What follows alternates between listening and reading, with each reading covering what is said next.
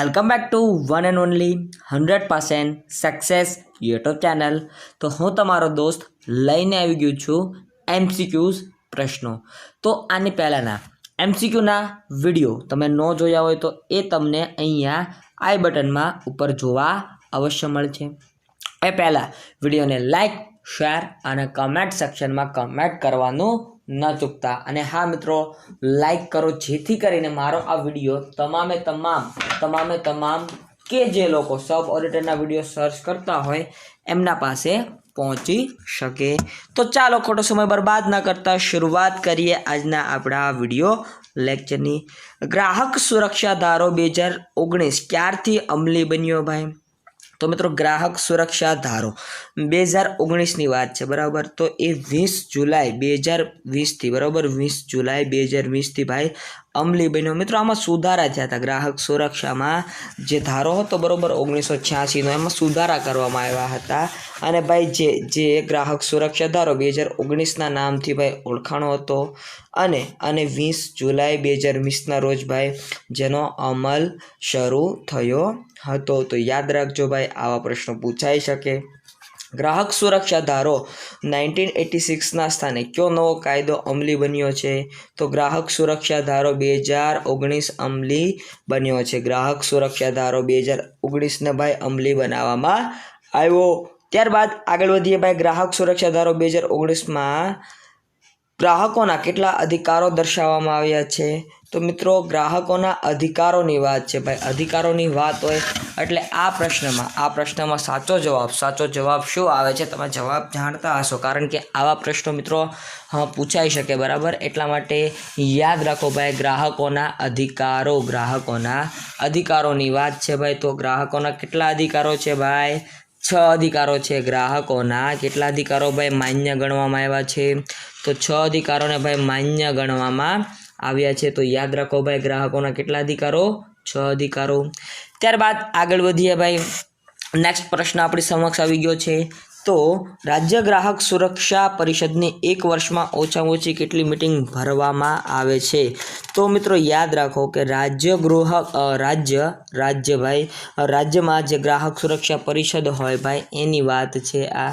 તો મિત્રો આ પરિષદમાં કંઈક આવું હોય ભાઈ કે ઓછામાં ઓછી કેટલી 2 મિટિંગ તો હોવી જ જોઈએ। ઓછામાં ઓછી કેટલી ભાઈ?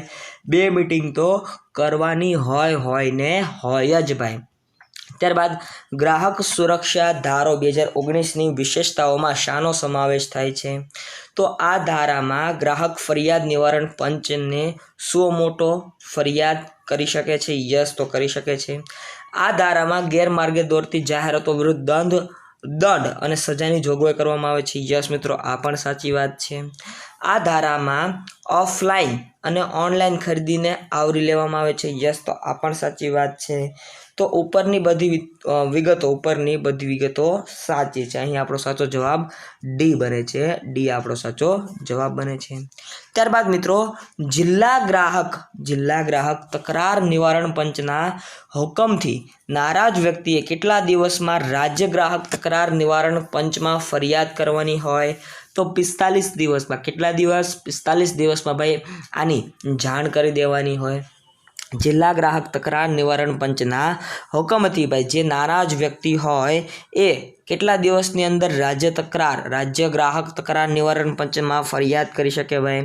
મિત્રો તમે જિલ્લામાં હો, બરાબર, અને જિલ્લામાં તમારે સંતોષ ન મળે તો રાજ્ય ગ્રાહક તકરાર નિવારણ પંચ, બરાબર, એમાં ફરિયાદ કરવાની હોય। કેટલા દિવસમાં?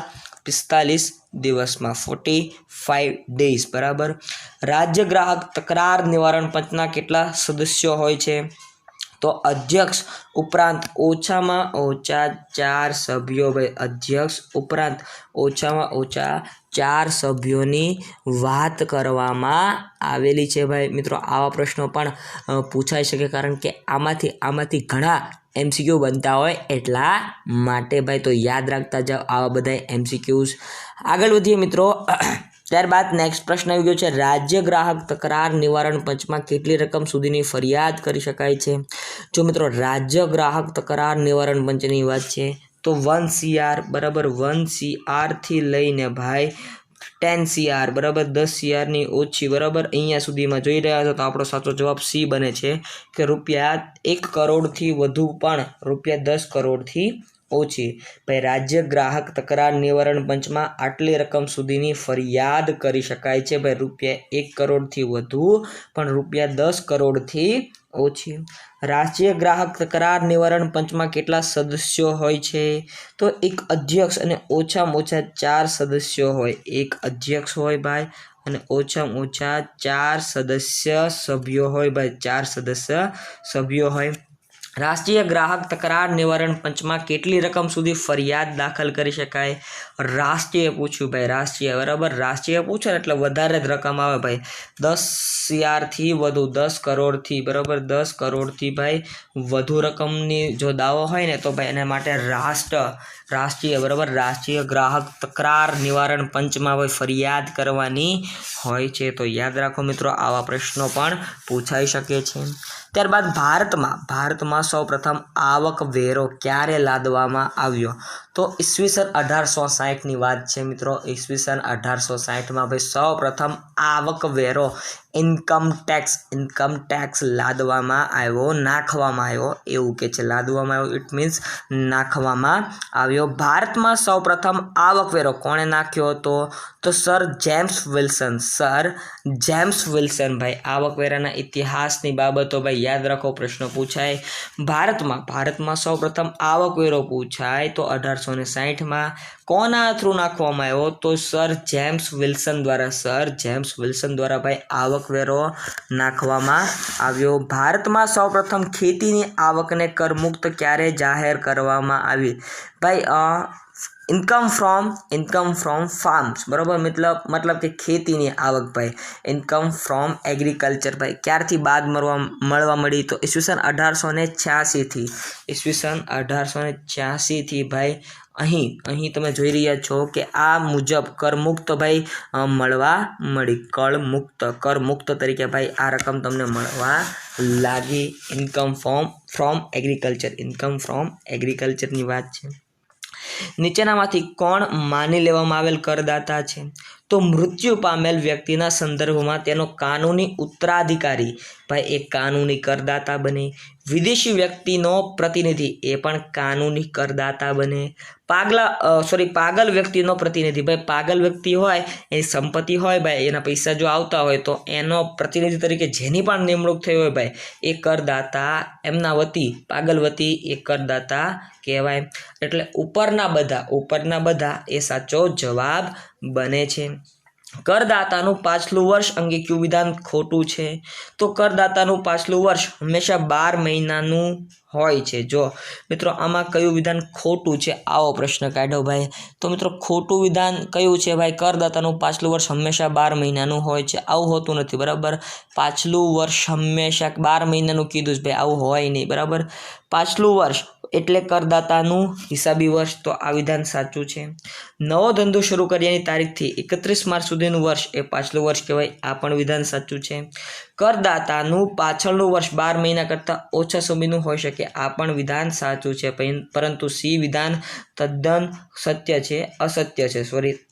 અસત્ય છે ભાઈ આવકવેરો એ ખાલી જગ્યા છે તો કેન્દ્ર સરકારનો સેન્ટ્રલ ગવર્મેન્ટનો પ્રત્યક્ષ કર છે ભાઈ તમે ડાયરેક્ટ કર કોને કહેવાય અને ઇનડાયરેક્ટ કર કોને કહેવાય બરાબર એટલે કે પ્રત્યક્ષ કર કોને કહેવાય અને પરોક્ષ કર કોને કહેવાય ભાઈ એના વિશેની સંપૂર્ણ વિગતે વાત અને વિગતે ચર્ચા આપણે થઈ ચૂકી છે ભાઈ અને એ ન જોઈ હોય તો વિડીયોમાં જોઈ લેજો કરદાતાની કુલ આવક ટોટલ ઇન્કમ એટલે શું ભાઈ તો કરદાતાની ટોટલ ઇન્કમ ભાઈ એટલે કલમ 80A થી લઈને 80E સુધી મળવાપાત્ર કર બાદ કરતા બાકી રહેલી રકમ ભાઈ બાકી રહેલી આવક કલમ 80A થી લઈને 80E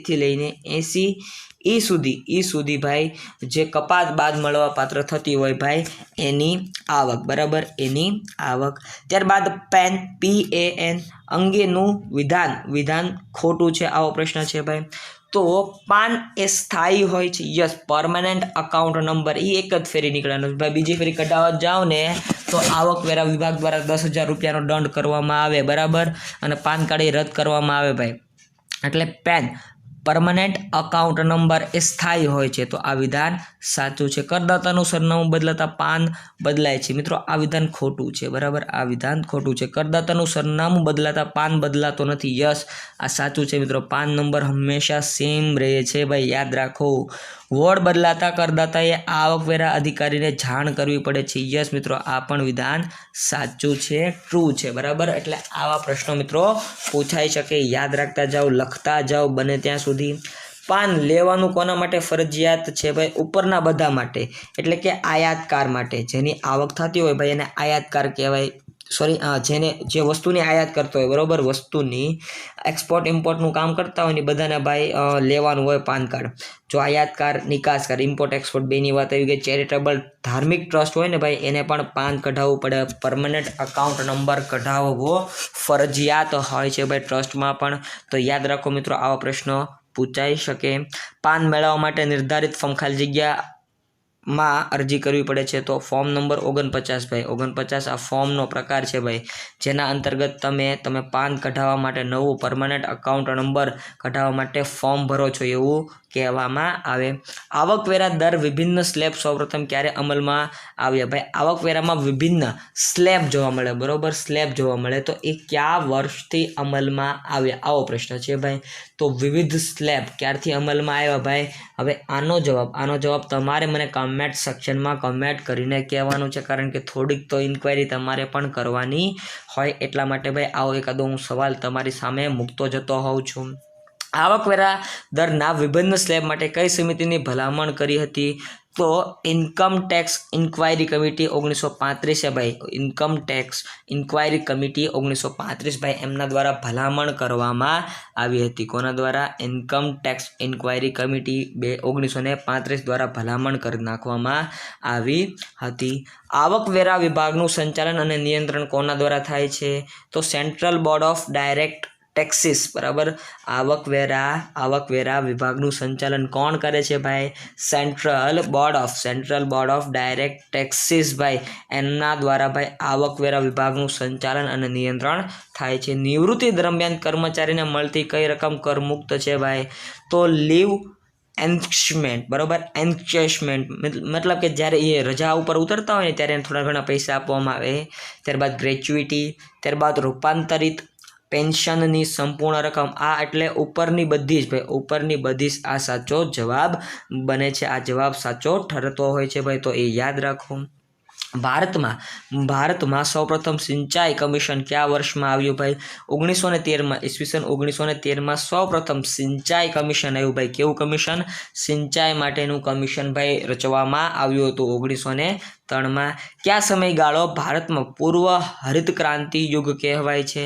પૂર્વ હરિત ક્રાંતિ યુગ ભાઈ, તો પૂર્વ હરિત ક્રાંતિ યુગ 1968 લઈને 1988નો સમયગાળો. બરાબર, 1968 લઈને 1988નો સમયગાળો ભાઈ આ પૂર્વ હરિત ક્રાંતિ યુગ તરીકે ઓળખાય છે. ભારતીય કૃષિને કુલ કેટલા એગ્રો ક્લાઇમેટ ઝોનમાં વહેંચવામાં આવે છે? એગ્રો ક્લાઇમેટ ઝોન કીધા, એગ્રો ક્લાઇમેટ ઝોન, તો 15 એગ્રો ક્લાઇમેટ ઝોન આવેલા છે. કેટલા? 15 એગ્રો ક્લાઇમેટ ઝોન તમને જોવા મળશે. ભારતની કૃષિ પરિસ્થિતિ ને ધ્યાનમાં રાખતા ભારતને કેટલા ઇકોલોજીકલ ઝોનમાં વહેંચવામાં આવ્યા? તો મિત્રો એગ્રો ઇકોલોજીકલ ઝોન કેમ? તો 20 જવાબ આવે. તો શું જવાબ આવે? તો 20 જવાબ આવે છે. ત્યારબાદ કઈ બાબત સજીવ ખેતી સાથે સુસંગત નથી? તો મિત્રો સજીવ ખેતીની શરૂઆતમાં ઓછું ઉત્પાદન મળે છે, તો યસ આ વિધાન સાચું છે. ત્યારબાદ સજીવ ખેતી એ કુદરતી ખેતી છે, યસ આ પણ સાચું છે. સજીવ ખેતીથી પર્યાવરણીય પ્રદૂષણ અટકાવી શકાય, આ પણ સાચું છે. સજીવ ખેતીમાં પોષક ચક્ર પર વિપરીત અસર થાય છે, તો મિત્રો આ વિધાન ખોટું છે. આમાં કોઈ પોષક ચક્ર ઉપર વિવિધ અસર જોવા મળતી નથી. બરાબર, આ પ્રશ્ન યાદ રાખજો. તો મિત્રો આ સાથે મારી વાણીને હું વિરામ આપું છું. ફરી મળીશ નવા વિડીયોમાં. ત્યાં સુધી રજા લઉં. જય હિન્દ, જય ભારત, વંદે માતરમ. તમારો ખૂબ ખૂબ આભાર. Thank you so much.